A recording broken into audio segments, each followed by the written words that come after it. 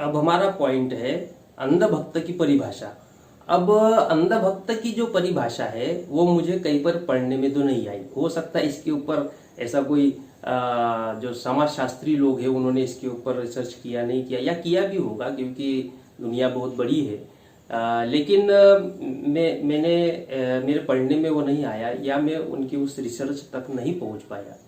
लेकिन फिर भी यदि हम मान लीजिए किसी शब्द की परिभाषा अगर बनाना चाहते हैं तो उसके लिए हम ये जान सकते हैं कि आखिर परिभाषा बनाई कैसे जाती है। तो दुनिया में ऐसे बहुत सारे समाज शास्त्री, राजनीतिज्ञ, इतिहासकार और प्रोफेसर विद्वान हुए हैं जिन्होंने विभिन्न शब्दों को समझने के लिए, उसके बारे में समाज को जानकारी हो, इसके लिए उन्होंने परिभाषाएं, उस शब्द से संबंधित परिभाषाएं उन्होंने डिफाइन की, ताकि उस परिभाषा में लगभग अधिक से अधिक उस शब्द के बारे में जानकारी मिल सके। जो समाजशास्त्र के विद्यार्थी, राजनीति शास्त्र के हैं, वे जानते हैं कि जो बड़े बड़े थिंकर रहे हैं उन्होंने उस शब्दों को लेकर उनकी परिभाषाएं डिफाइन की है। अब मान लीजिए कि हम अगर अंधभक्त शब्द की परिभाषा बनाना चाहते हैं तो हमें उनके नक्शे कदम पे चलना होगा। तो किसी भी शब्द की परिभाषा बनाने के लिए सबसे पहले हमें ये पता होना चाहिए कि आखिर उस शब्द के या उसको जो कहा जाता है तो उसके क्या गुण है और क्या उसके दोष है, उसकी क्या खासियत है, विशेषता है। उन विशेषताओं को ध्यान में रखते हुए तो परिभाषा बनाई जा सकती है।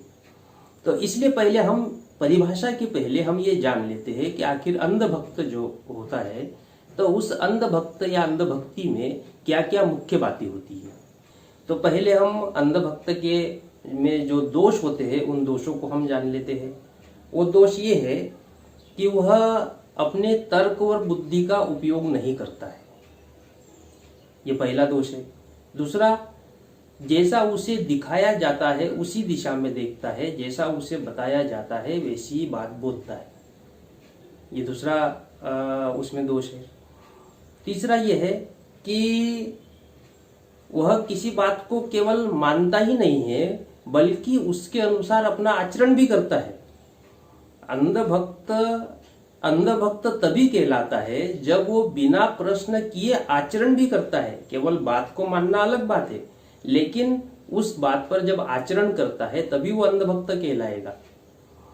और चौथी बात है कि अंधभक्त ये बुद्धि प्रधान नहीं होता है, इसका जो आचरण है ये बुद्धि प्रधान नहीं होता है।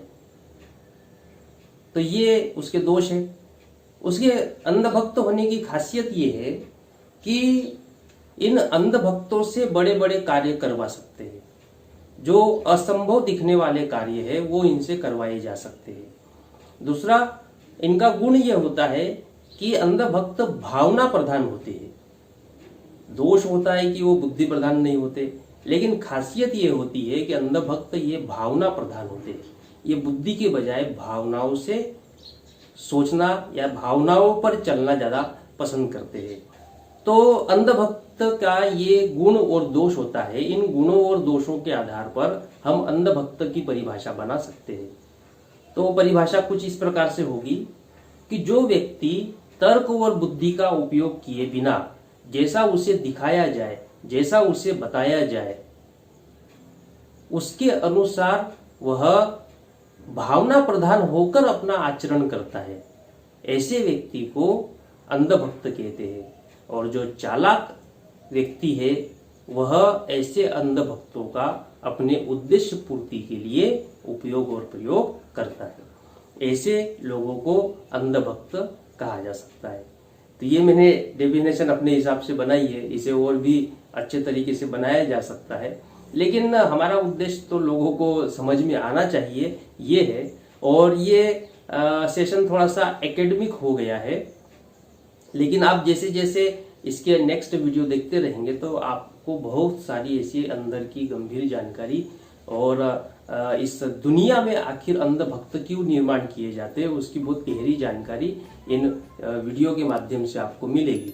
अभी थोड़ा एकेडमिक हुआ है तो इसको झेल लीजिए।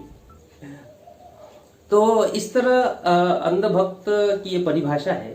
तो इसके आधार पर ये जो परिभाषा है, इसके आधार पर आप अपने अपने हिसाब से डिफाइन कर सकते हैं कि आखिर अंधभक्त किसे कहा जाता है या किसे कहा जा सकता है।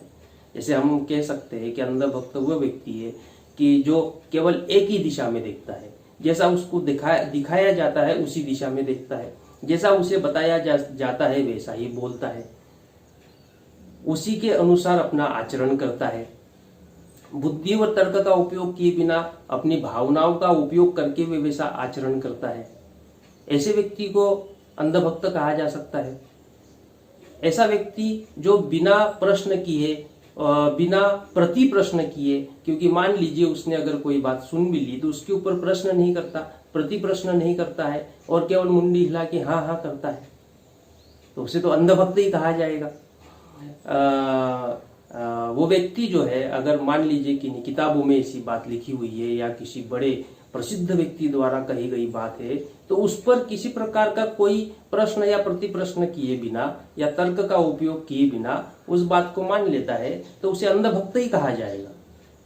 तो इसी संदर्भ में मुझे तथागत बुद्ध का वो फेमस कोटेशन मुझे याद आ रहा है, आपने भी सोशल मीडिया पर कई बार पढ़ा होगा कि तथागत बुद्ध कहते हैं कि किसी भी बात को इसलिए मत मानो क्योंकि वो किसी प्रसिद्ध व्यक्ति द्वारा कही गई है, किसी बात को इसलिए मत मानो क्योंकि वह किताबों में लिखी गई है, किसी बात को इसलिए मत मानो कि वो परंपरा से चली आ रही है, किसी बात को इसलिए मत मानो क्योंकि उसे बहुसंख्यक लोग मानते हैं। यानी किसी भी बात को तुम इसलिए मत मानो कि उसका बहुत अधिक प्रचार है। यानी ऐसी कोई भी बात, चाहे कारण कोई सी भी रहे हो, लेकिन किसी भी बात को तुम ऐसे ही मत मान लो, इन बातों को मत मानो। तो ये बताने के पीछे बुद्ध ने जो कोटेशन दिया, इसके पीछे ये है कि आप अंधभक्त मत बनो, आप किसी भी बात को तर्क और बुद्धि का उपयोग किए बिना मत मानो। तो उन्होंने जो डायलॉग है वो ये है कि आप पहले जानो, फिर छानो और फिर मानो। तो ये अंधभक्ति को समाप्त करने की दिशा में ये कोटेशन दिया गया है, या इसके संबंध में प्रवचन तथागत बुद्ध ने दिए हैं। जो अंधभक्त उस समय भी थे, तो अंधभक्ति खत्म हो इसके लिए उन्होंने कहा कि पहले जानो, यानी कोई विचार हमने जान लिया, फिर उसको छानो अपने तर्क और बुद्धि के आधार पे कि वाकई में जो विचार दिया गया वो सही है या गलत है, उसमें कुछ दोष है, उसके क्या गुण है, वाकई में हमारे लिए लाभदायक है नहीं है, ऐसा छानो और उसके बाद में फिर मानो। और छानने पर अगर आपको लगता है कि लाभकारी नहीं है तो उसे छोड़ दो, उसे मानने की क्या जरूरत है। इसका मतलब अल्टीमेटली अंधभक्त और अंधभक्ति को समाप्त करने के लिए ये कोटेशन तथागत बुद्ध ने दिया। तो ये परिभाषा और इसके आधार पर आप अपने अपने तरीके से ये डिफाइन कर सकते हैं कि आखिर अंधभक्त किसे कहते हैं और अंधभक्ति किसे कहते हैं। तो ये हमारा आज का टॉपिक था।